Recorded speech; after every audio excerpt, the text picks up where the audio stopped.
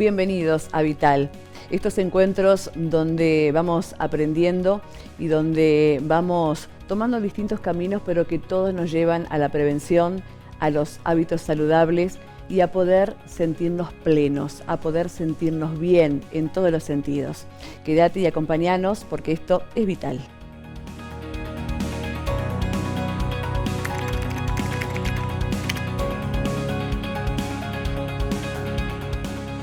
Para nosotros es fundamental y es vital justamente poder mostrarles a ustedes, contarles las diferentes herramientas, las diferentes disciplinas que hay con este objetivo de lograr la plenitud, de lograr sentirnos bien, de lograr ese bienestar tan anhelado y sentirnos plenos. Vamos a hablar sobre esta disciplina, Mindfulness.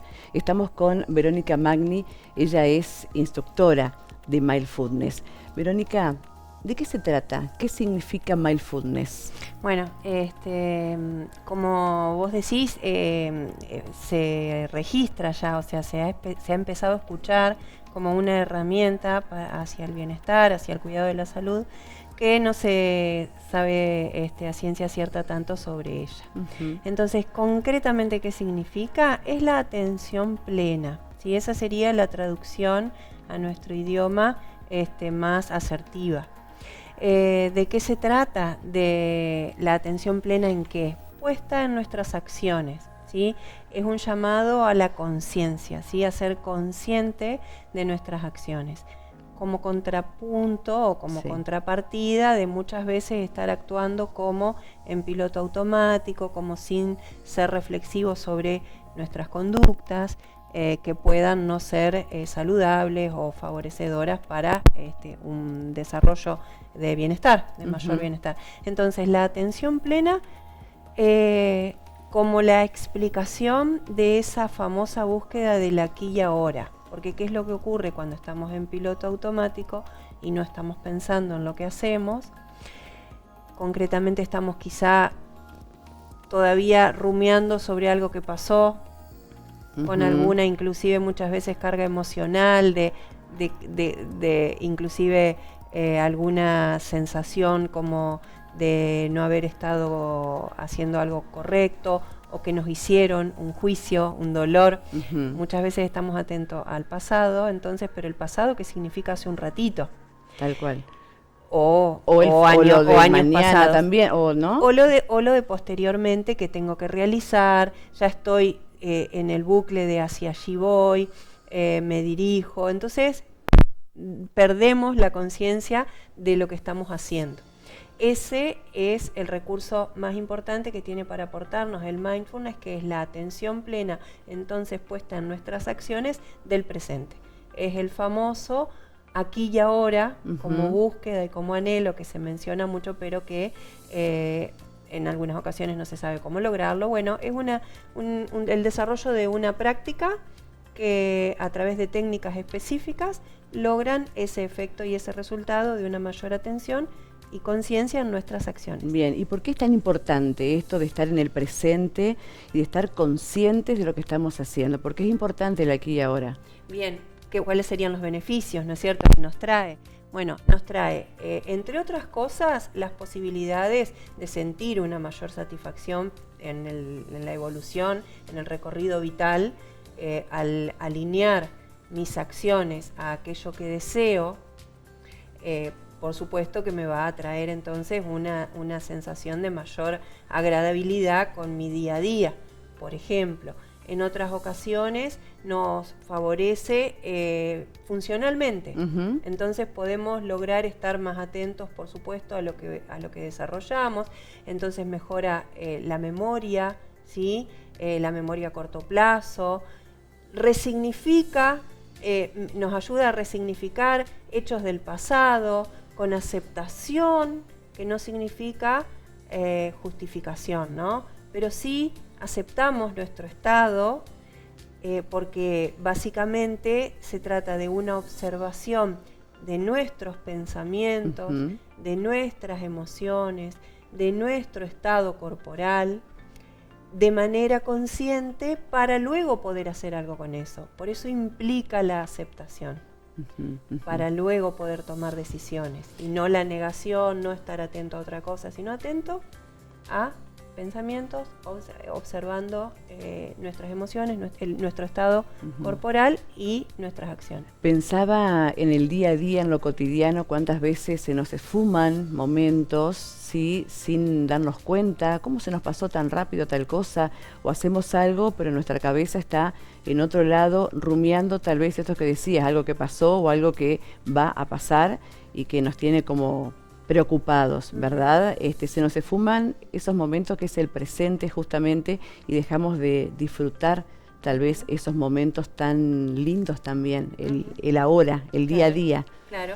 Bueno, bien, así como vos lo describís, el efecto del mindfulness, por ejemplo, en la vida cotidiana, de manera informal, podemos llevar a cabo esta meditación, que es porque concretamente es un tipo de meditación científica que proviene del campo de la evidencia, ¿sí?, de la ciencia, de la neurociencia específicamente.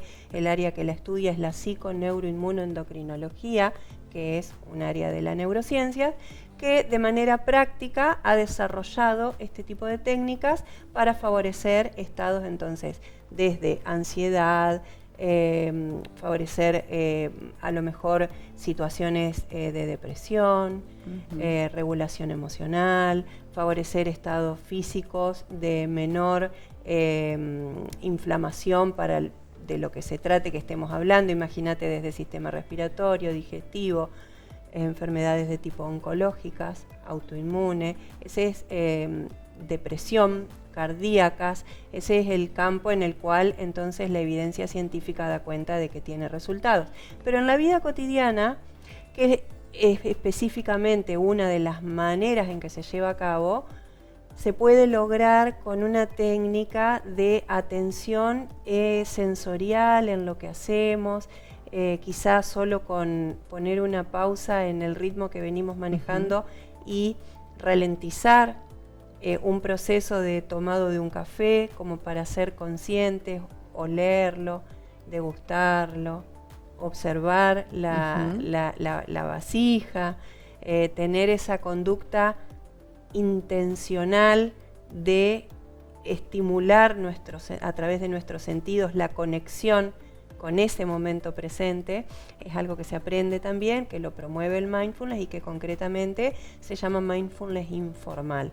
Tenemos un tipo de meditación formal que, bueno, que existen 2 o 3 tipos, que después los podemos, si querés, nombrar, pero existe entonces esta otra forma del mindfulness informal que se promueve para la vida cotidiana.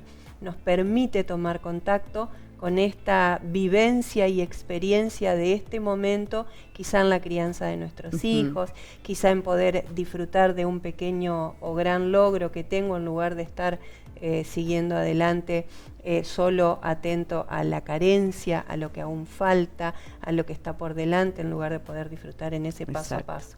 Entonces, para la vida cotidiana existe una técnica concreta que se llama mindfulness informal. Bien, la respiración es fundamental, ¿no? Es algo tan básico, tan que ni lo pensamos, lo tenemos incorporado, pero es fundamental cuando se hace consciente en la meditación.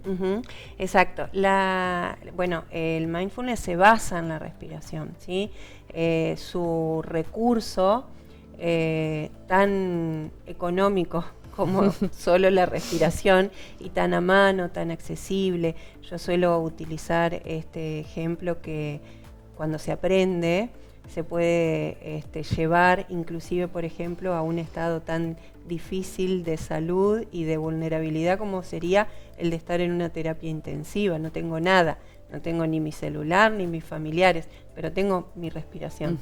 Nos acompaña desde el primer momento de nuestra vida y la vamos a tener hasta el último. Entonces, que ese sea el recurso en el que se basa el mindfulness es un plus a favor de poder usarlo en cualquier momento. Entonces, se basa en ejercicios de respiración, en aprender algunas técnicas particulares relacionadas con la respiración, que por ahí yo sé que ustedes en este programa la intención es aportar. A lo mejor puedo dejar uno muy simple, sí, por favor. Como podría ser el de la respiración de 1 minuto. Tan simple como poner la atención en nuestra respiración durante 1 minuto, es decir, presto atención a cuando inhalo, al aire que ingresa, y cuando exhalo, siempre por nariz, al aire que sale. No promuevo ningún cambio, solo respiro de manera natural, pero presto atención a ese aire que ingresa, al aire que sale. Si puedo lo hago con los ojos cerrados, va a favorecer, si no, no es necesario, durante 1 minuto. Esa sola práctica va desarrollando en un recurso que la neurociencia nos explica, que se llama neuroplasticidad, el aprendizaje de poder usarlo cuando lo requiera. Si yo es como un hábito, si lo voy, digamos, adoptando todos los días. En el momento voy a sentir un efecto, pero si lo practico de vez en cuando lo necesite, voy a tender a recurrir a que ya lo sé hacer, utilizarlo. Entonces, algo tan simple como poner simplemente atención durante 1 minuto. Nada más, imagínate, las 24 horas del día, 1 minuto que nos tomemos para eso, ¿no? Para nosotros. Ya produce un efecto. Y bueno, concretamente también es bueno saber entonces que el mindfulness no es algo que yo vaya a lograr en algún momento, un estado de plenitud al que vaya a arribar alguna vez, sino que es algo que puedo comenzar a desarrollar desde quien ya tomó esa idea y lo hizo una vez. Bueno, es un camino, un recorrido que comienza con el simple interés por tratar de poner una pausa. ¿Y qué recurso tengo a mano para poder llevarlo a cabo? La meditación, en este caso que propone el mindfulness, entonces, que se denomina así porque se implementa en ámbitos de salud científica porque pertenece a ese ámbito, también, sin embargo, podemos llevarla a cabo según otros tipos de meditaciones, ¿no? El yoga promueve algún tipo de meditación que a lo mejor también interviene la respiración. Hay uno concreto que se relaciona mucho, quienes observan, quienes ven tu programa seguramente tienen este interés, a lo mejor saben de la práctica del yoga. Y bueno, se toma un tipo de ejercicio que es frecuente en ese espacio, que es el del escaneo corporal, no basado ya en la respiración, sino en un registro del estado corporal del cuerpo. Voy realizando un escaneo paso a paso para tomar contacto con el estado de mi cuerpo, y ese, por ejemplo, es un ejercicio también que se practica en otras disciplinas, digo, afines.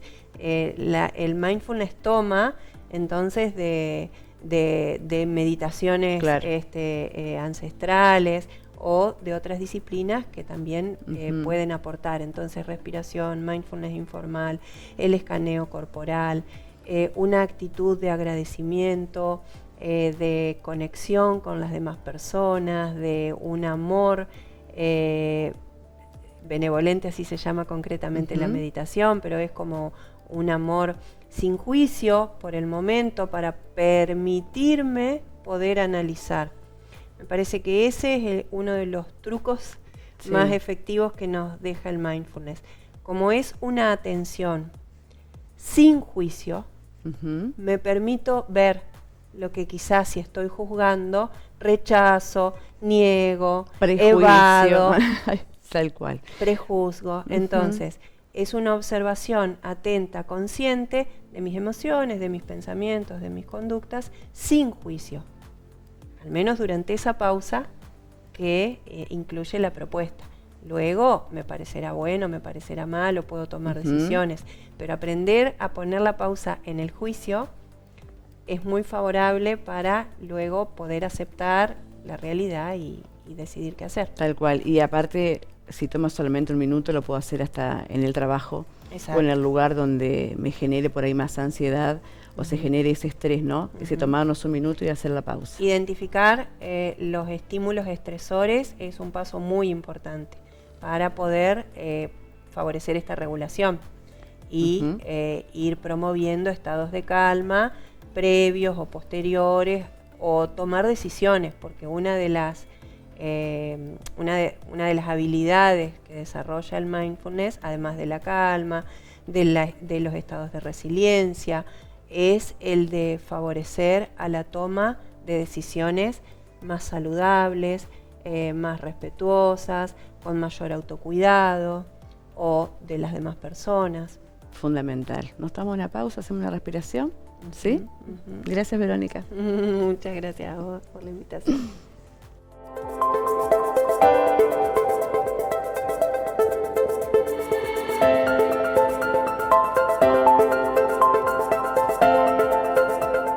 Seguros de salud, Salud FEM, Salud Familiar, Salud Trans, Medical Plus Turismo y una amplia gama de coberturas para la salud personal.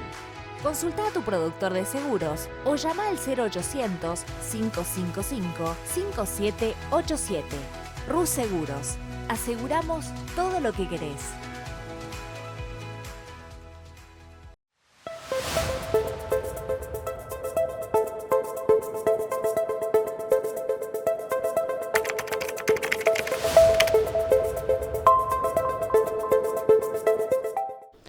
En Vital hablamos sobre el bienestar, hablamos de salud y es fundamental para lograr ese bienestar la prevención. Por eso, en este caso vamos a hablar sobre pólipos con el gastroenterólogo Lucio Díaz Vélez. Doctor, ¿qué son los pólipos? Bueno, buen día y muchas gracias por invitarme a participar. Vamos a hablar de los pólipos del colon, del intestino grueso.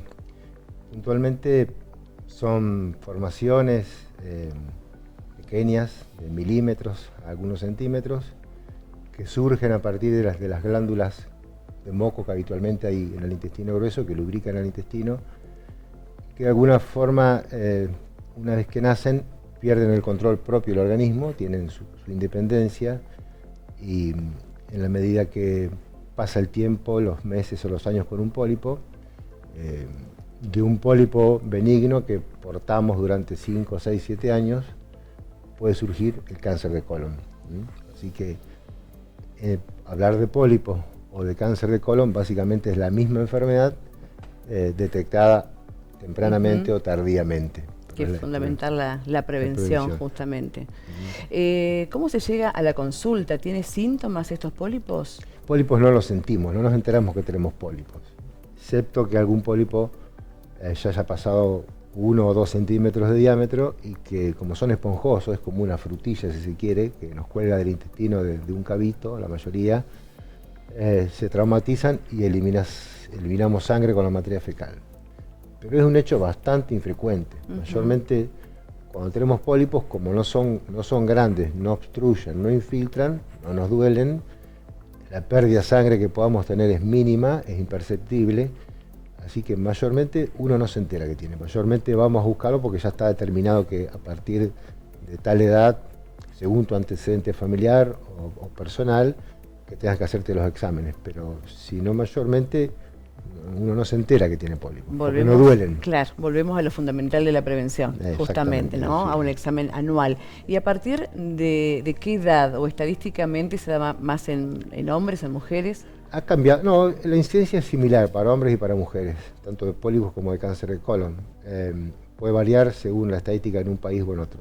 Argentina tiene una estadística alta de cáncer de pólipos y de cáncer de colon, es prevalente, junto con cáncer de pulmón, de mama y de próstata, son los más frecuentes de detectar. Primero depende del síntoma. Si perdiste sangre y la pérdida de sangre es recurrente, te tenés que estudiar a la edad que pierdas sangre.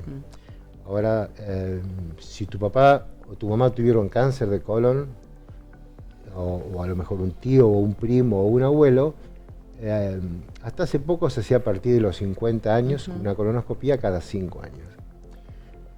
Y es verdad que en la última década cada vez vemos gente más joven con pólipos o con cáncer, y recientemente las sociedades están empezando a recomendar hacerse una colonoscopía cada 5 años a partir de los 45 años. Si estás asintomático, si no tenés nada, bueno, a partir de los 45 te haces una colonoscopía para buscar ese pólipo. Cuando decimos pólipo hacemos referencia con una enfermedad benigna. Claro. Pero esa misma enfermedad que es benigna, como no da síntomas, la gente no consulta, o los síntomas son mínimos, un sangradito, no hay cambios tan contundentes como para que te hagan hacer la consulta y eso se pasa y 5, 6, 7 años después diagnosticamos un cáncer de colon, tarde, claro. No un pólipo de colon. Una vez que se detecta el pólipo, ¿cuáles son los procedimientos a seguir? Lo detectamos con la videocolonoscopía. Es un procedimiento que en el país, en la provincia, en la ciudad, en todo el mundo se hace rutinariamente. Hay médicos en Concepción de sobra entrenados para hacer videocolonoscopía. La videocolonoscopía es lo que detecta el pólipo. Y mayormente el pólipo se extrae durante la videocolonoscopía. No es que te detectan un pólipo y después el cirujano te opera, no. El mismo endoscopista, gastroenterólogo, durante el procedimiento endoscópico, si se puede. A veces no se puede porque el pólipo es demasiado grande y requerís más tiempo y más dedicación y algún material descartable extra, o porque el paciente tiene algún riesgo cardiovascular o está anticoagulado. Bueno, sea en el momento del procedimiento endoscópico o sea posteriormente programado, siempre los pólipos se sacan por vía endoscópica. Y ahí se analiza. Ahí eso mismo que sacas al momento se le da al paciente en un frasco y bueno, va a anatomía patológica y el patólogo lo mira al microscopio buscando, hay algunas denominaciones técnicas que algunos te acercan más al cáncer y otros menos, siempre hablando de pólipos benignos. Bueno, y depende del hallazgo, te detectan un pólipo que se llama adenoma en forma genérica y general. Bueno, seguramente al año el médico te va a proponer hacerte una colonoscopia nueva porque siempre el que ya tuvo un pólipo es probable que tenga otros pólipos más en el transcurso de su vida. Y idealmente siempre tenemos que detectarlo cuando es pólipo. Porque eso es algo que entras caminando y te vas caminando, estás 1 hora y media en el sanatorio y evitaste lo que viene después, 4, 5, 6, 7 años, que es el cáncer de colon, y eso significa ya resección quirúrgica, quimio, rayo y un montón de cosas más. ¿Hay alguna manera de prevenir o de ayudar, sea en la alimentación, se me ocurre, o en la actividad diaria, ¿no? Sí. La aparición. Hay cosas generales. Hoy con respecto al diagnóstico me olvidé de nombrar que también existe no solamente la colonoscopía. Cuando uno quiere estudiar a grandes poblaciones y no tiene la capacidad de hacerle colonoscopia a todo el mundo, se hace el test de sangre oculta en materia fecal, que eso lo hace el bioquímico, en un frasquito para poner una pequeña cantidad de materia fecal una sola vez, y sobre la materia fecal hacen la prueba inmunológica buscando sangre humana. Si te da positivo, es mejor que te hagas una colonoscopia. No solamente perdemos sangre por pólipos, ni por cáncer, ya se pierde por divertículos, por hemorroides, pero bueno, tener una sangre oculta positiva es una manera no invasiva, simple y económica de seleccionar o preseleccionar qué paciente tiene que ir sí o sí a colonoscopía o quién puede seguir haciéndose una sangre oculta una vez al año. Mientras le dé negativa, puede no hacerse la colonoscopía. Fue un poco antes de la pandemia que la OMS puso como carcinógeno tipo 1, o sea, como es el cigarrillo para el pulmón, a las carnes procesadas, o sea, lo que comemos todos los días. Al chorizo seco, salamín, hamburguesa, sí. No sé, salame, jamón, bueno, todo lo que esté procesado en la carne de un animal es un carcinógeno tipo 1 para el cáncer de colon. Algo hay con respecto a al cigarrillo también, para cáncer de colon y para todos los órganos, casi que el cigarrillo predispone a todos los tumores de distintos órganos. Después hay el congreso hace poco fue el Congreso Argentino de Gastro y hablaron del exposoma, no entendía muy bien qué era. Y el médico que lo creó, que era un inglés, creo, un americano, hablaba cómo el medio ambiente, lo que respiramos, el agua que bebemos, la comida, los cambios genéticos, todo eso influye en el ser humano. Si no hay recomendaciones firmes para decir, no, a partir de mañana, no sé, no tomes agua de tal lado. Claro. Algo hay porque ha cambiado justamente para el cáncer de colon, cambió la incidencia. Antes el cáncer era de una persona de 60 años. Y ahora, esta semana pasada sacamos pólipos de chicos de 40, 41, 42, que eso para nosotros no era habitual. No era habitual. Para los quienes están mirando, ¿cuál es entonces la sugerencia en cuanto al examen? La sugerencia es que si tenés un familiar de primer grado, papá o mamá o hermano, o de segundo grado, tío, primo, abuelo, que tuvo cáncer o que tuvo pólipos, algo tenés que hacer por tu salud. Lo más simple es ir al médico clínico y que te haga un examen de sangre oculta de materia fecal y si da positivo hacerte una colonoscopia. Si no estás dentro, si no tenés ningún familiar ni del primer ni del segundo grado con cáncer de colon, consultar si haces caca con sangre, o si de golpe vos eras una persona que hacía caca una vez por día, ahora haces cada 5, Y si antes hacía de una forma y ahora la forma cambió, hay mucho para hacer. Es, digamos, el cáncer de colon, por la alta incidencia que tiene en Argentina, y en todo el mundo existe el método que es la sangre oculta y la colonoscopía, que si siempre podemos llegar en etapa premaligna. No hay que hacerse los exámenes. Exacto. Bueno, a la gente pues no le gusta, ha cambiado mucho la técnica, han cambiado los endoscopios, los médicos están súper entrenados para hacerlo. La peor parte de hacerse una videocolonoscopía es tomarse la purga, que es un poco ingrato, una tarde entera tomando un líquido, yendo una gran cantidad de veces al baño. Ese momento no va a poder ir a trabajar porque es imposible. Es la peor parte de la colonoscopia. Después te ponen un suerito, te dan un medicamento que te tranquiliza o te adormece mínimamente y no te vas a acordar del procedimiento. Y en ese mismo procedimiento, si existiera, se sacan los pólipos. Así que esa es la recomendación. Ir al médico si perdés sangre o si tenés un familiar que tuvo cáncer de colon para hacer los estudios correspondientes y llegar en etapa de pólipo. Siempre la consulta. Muchísimas gracias, doctor, muy claro. Gracias por invitarme.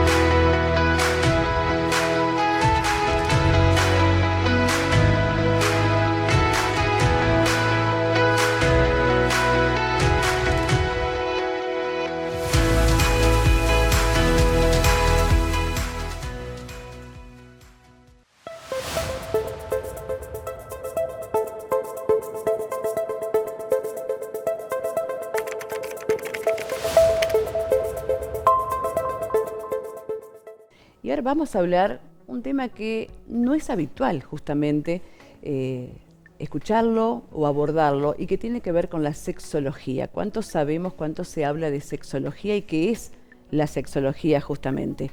Ese será el tema que charlaremos con el doctor René Romero Seoane. Él es médico clínico y es sexólogo. René, ¿qué es la sexología? Bueno, la sexología es una ciencia relativamente nueva para lo que es la historia de la medicina, ya que realmente así como ciencia hecha y estudiada de esa manera, fue allá por la década de los 1960, 70, por un ginecólogo que era William Master y una psicóloga, Johnson. A partir de ahí fue que ellos hicieron estudios, comenzaron a estudiar y lanzan un compendio de la parte que comienza la sexología, hablando sobre la respuesta sexual. Respuesta sexual, ellos tomaron un acto sexual y lo dividieron en etapas según los cambios que se iban produciendo tanto en el hombre como en la mujer. Y así dividieron esta respuesta sexual en 4 etapas. ¿No es cierto? Una etapa de excitación, una etapa que se llama de meseta, una etapa de orgasmo y una etapa de resolución. Luego después se vio que no eran 4 etapas, sino que faltaba una 5ª etapa, que no era la 5ª, era la primera, que antes de todo eso, antes de excitación, de resolución meseta, existía el deseo. Claro. Sin el deseo no se producía ninguna de esas etapas. Entonces es que se le agrega la parte del deseo. Y de acuerdo a eso, una de las divisiones de las patologías sexuales, que la sexología es lo que estudia todo lo que sea disfunciones sexuales. ¿No es cierto? Es la única ciencia, digo yo, que trabaja sobre el placer. Es verdad, claro. ¿No es cierto? Bueno, siendo que una cosa que nadie sabe, por ejemplo, ¿sabes cuál es la única que tiene un órgano exclusivamente para el placer? Es la mujer. Es la mujer. ¿No es cierto? Que tiene el clítoris, digamos, que es un órgano que está hecho exclusivamente, no tiene otra función no tiene. que no sea el placer.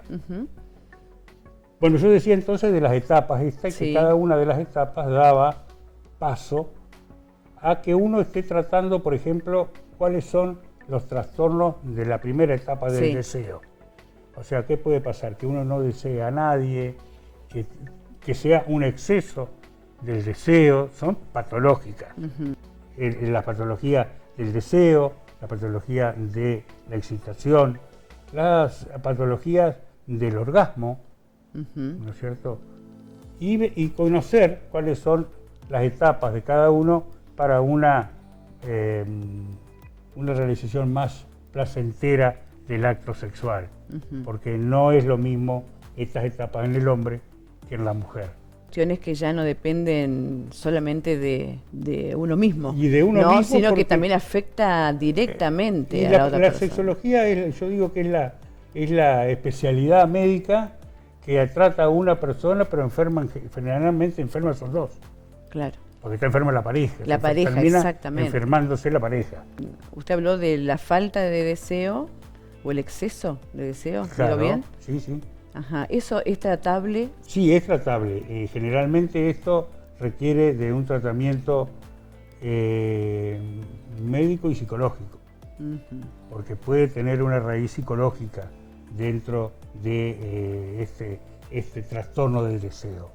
¿No es cierto? Así, en la mujer, que se llama deseo sexual hipoactivo, o sea, está hablando de que tiene bajo el deseo sexual, generalmente ese deseo hipoactivo en la mujer se trata y generalmente tiene un problema, lo tratan los psicólogos que hacen la parte de sexología, porque tiene una raíz cultural, una raíz social, y son esas represiones de una época no muy lejana.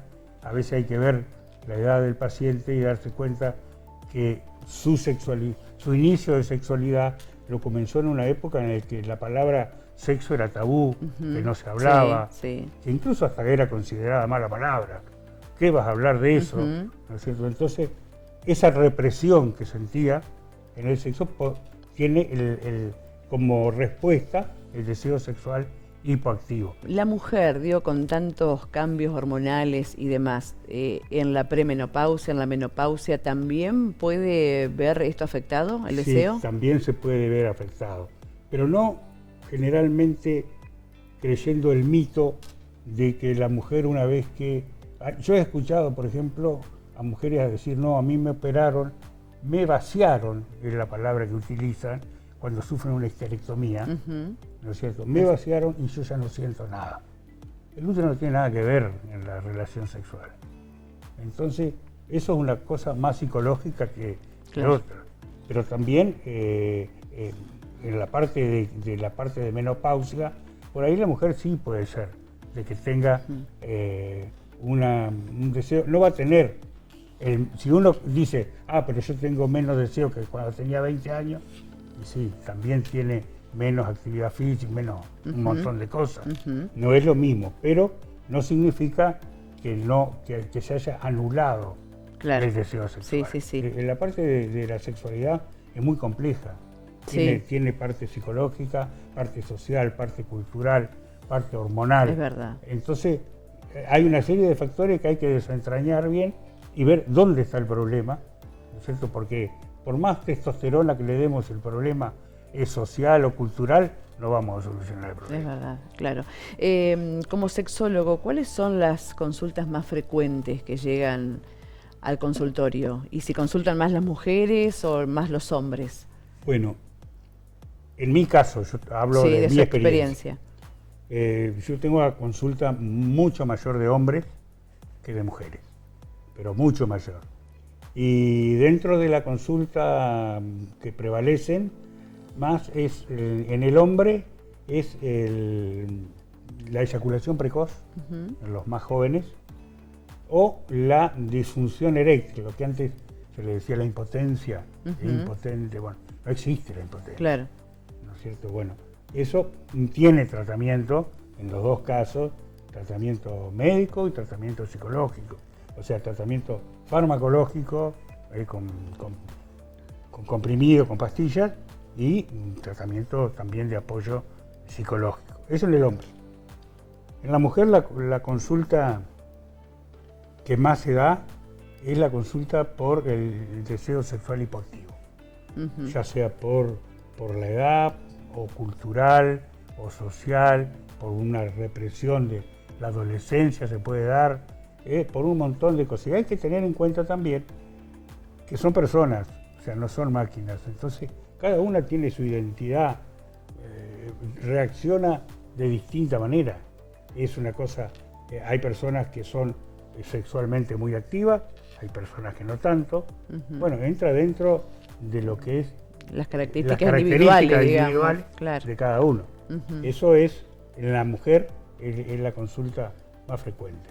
Qué importante esto que usted está indicando, porque imagino que debe costar ir a hacer, ¿no?, una consulta sobre sexo, sobre lo que me está pasando, lo que ya, digamos, se ha tornado un problema para mí, ¿sí? Yo lo considero un problema para mí, para mi pareja. De por sí es complicado plantearlo, pero está bueno que usted diga, tiene tratamiento, es decir, se puede salir de allí. Digo que la parte de sexología es la consulta vergonzante. Uno, claro, generalmente tanto el hombre como la mujer van con vergüenza. O sea, si vos vas a decirle que te duele la garganta y que tenés fiebre, no hay problema. Ahora, ir a decirle, yo no siento deseo, claro, es una forma, ¿cómo se lo digo? Que yo siempre le digo, mira, ustedes hablen como si estuvieran hablando con la vecina. No traten de buscarle, porque por ahí, tratando de buscar una palabra más sofisticada para nombrar algo, te están tapando algo y vos no te podés dar cuenta. Y el acompañamiento de la otra parte también debe ser fundamental, bueno, o sea, claro, es un complemento. Es mucho más fácil tratar un problema, por ejemplo, de disfunción eréctil en aquellos que tienen una pareja estable, en aquellos que no la tienen. El rol de la pareja en este caso es muy... Yo por eso en la primera consulta generalmente va la persona sola. Después le pido que si puede ser, claro, porque por ahí la pareja no quiere ir, o no sabe, tal vez hay cosas que ¿no? Si quiere, la segunda sea con la pareja. Un montón de cosas. Los mitos también, ¿no? Otro día podemos charlar sobre eso, los prejuicios. Cuando vos quieras, y hablar bien, fundamentalmente, concientizar a la gente que esta es una consulta como cualquier otra. Es una consulta en la que uno tiene que perder esa... ya, yo creo que vamos en buen camino. Pero hay un montón de temas.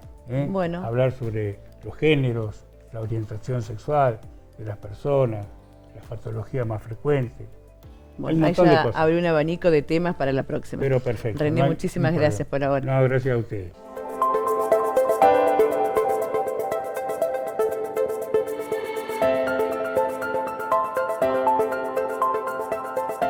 Muchísimas gracias por acompañarnos, por estar allí, por ser parte de Vital. Saben que pueden comunicarse con nosotros a través de nuestras redes, que se las dejamos por aquí, y allí también pueden dejarnos no solamente los comentarios, sino también los temas que a ustedes les interesa que toquemos aquí, que abordemos en el programa. Será hasta la próxima. Muchas gracias.